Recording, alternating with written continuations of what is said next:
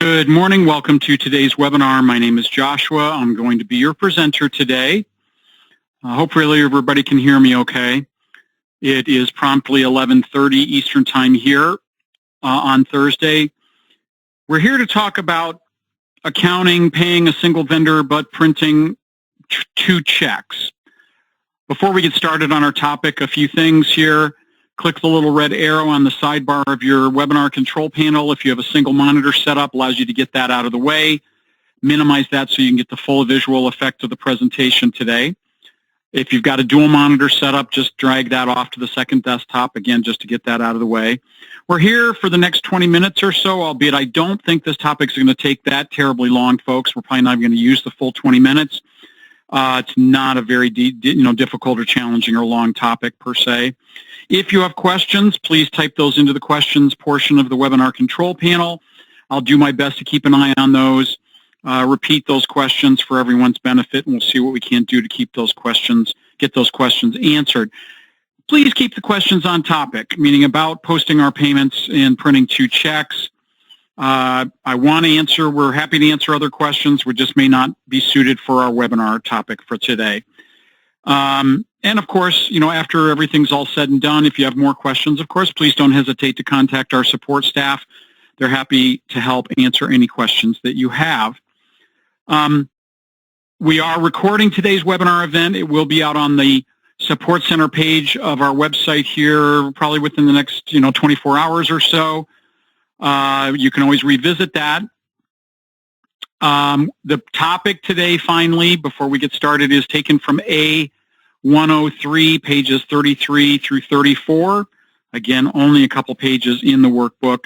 Again, A103, pages 33 and 34. If you don't have those workbooks, you can certainly purchase those from the Church Windows store. And certainly let us know if you have questions about that. Okay, so basically, the page 33, it talks about paying a single vendor but printing two checks. First thing it talks about is sometimes you need to enter a bill to a vendor, but to basically say two different bills or expenses, but print two different checks, separate checks for them, okay? They may be due at the same time, what have you. They could be at different times. They could be due, doesn't matter. But basically, we need two checks to the same vendor for different amounts, okay? For maybe not always the same, different amount. But you definitely need two different checks, okay?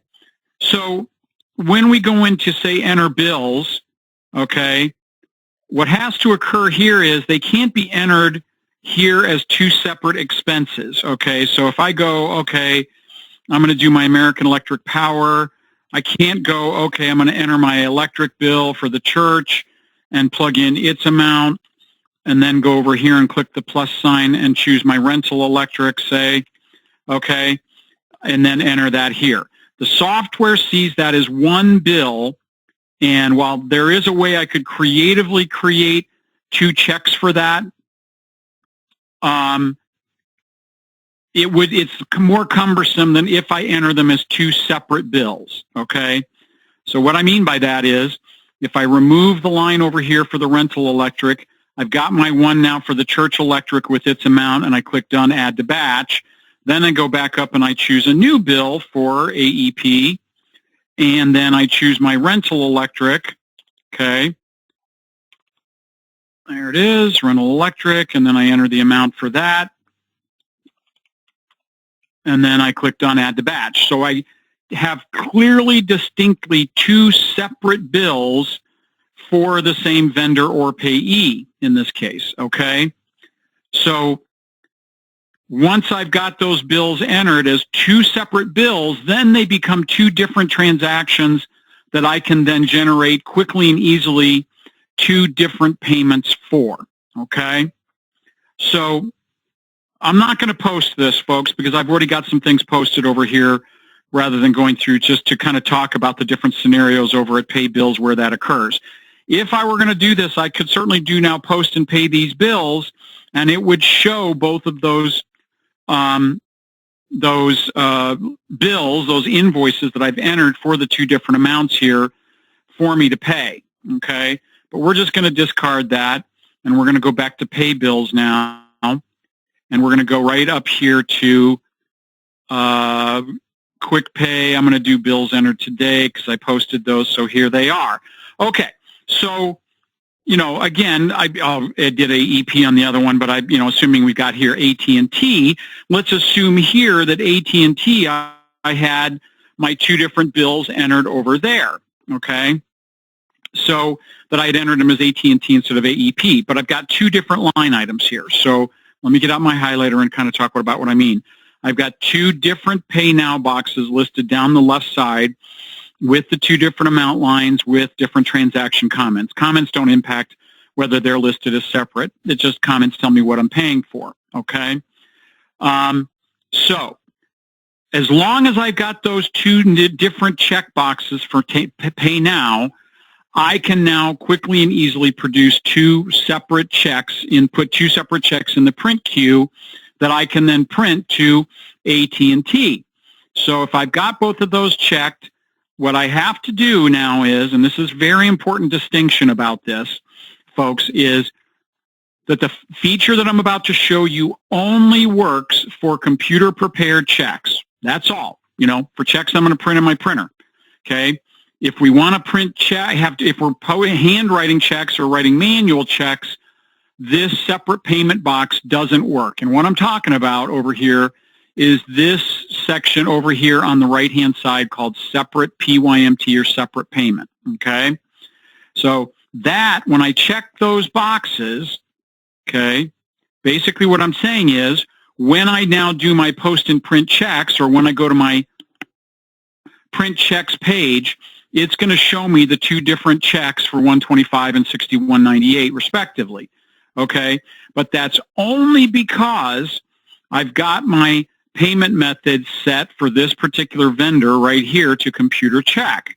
Okay, if I choose any other payment method, cash, debit card, EFT, manual check, the separate payment function is not in play. Okay, again, the separate payment function only works for computer-prepared checks. No other payment types, okay? So if I now go, if I choose like manual check, it still leaves the separate payment function, okay? But it doesn't put two checks in the print queue, okay? Very important distinction. I don't know why we haven't made that, so that takes that away. That's a question for my developers or programming staff. If, any other payment is selected than computer check, then logic says separate payment should be unavailable, shouldn't even be able to check those boxes. But the reason why this is if I do have manual checks, then notice there's no place that I can go, okay, I want this check number for this payment and I want this other check number for the second payment, okay?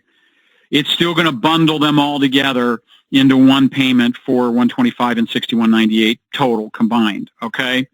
So let's go ahead and remove our other vendors here for Columbia Gas and for Christian Bible Supplies. We're going to come back in here, and I'm going to show you something different about that here momentarily.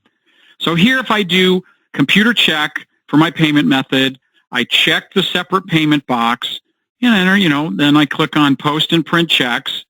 It's now going to say, do I want to print the report? No. Now when it opens up my print checks window, takes a second here, but now notice we've got two different checks waiting to print for AT&T for $61.98 and $125 respectively. Okay, so again, only works for computer prepared checks.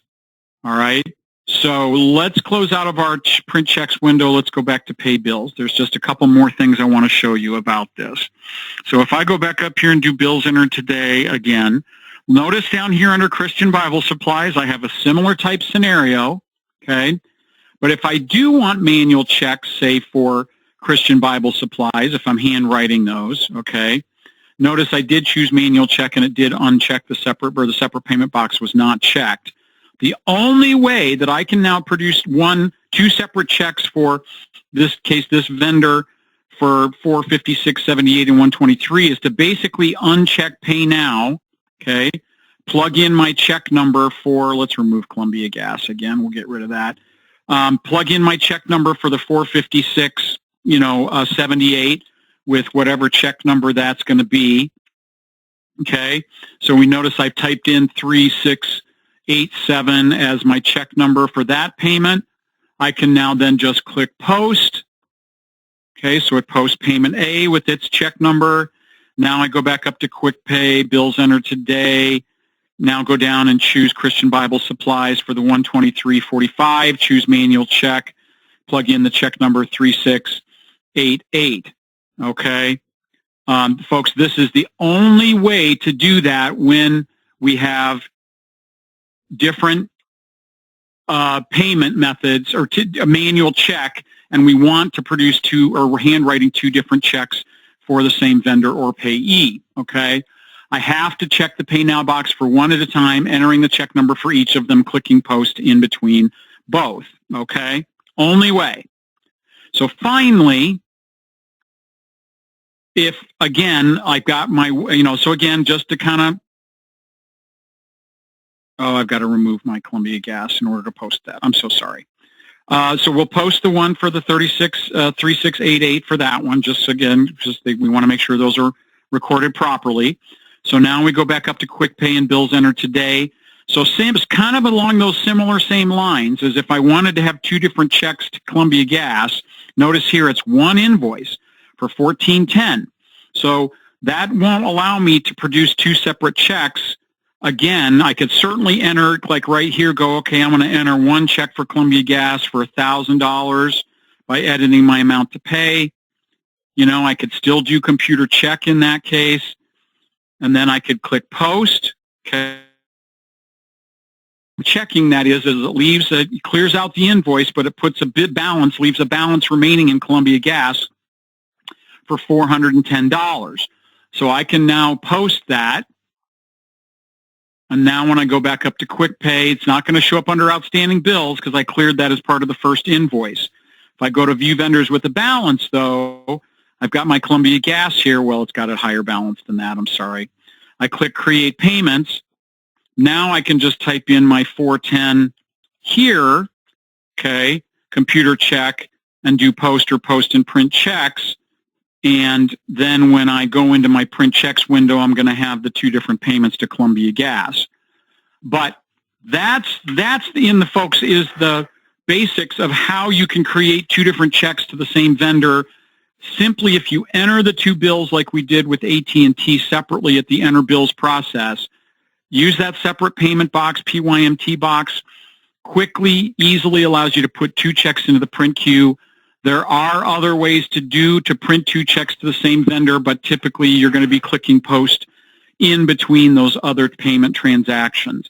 And it simply possibly leads to a higher risk of making mistakes, entering something incorrectly. So, please use that separate payment box, but only if you've posted the bills separately or have separate bills for those or invoices for those, and you're printing computer checks. So that's it, folks. Really, in about 14 minutes or so, that's our topic for the day.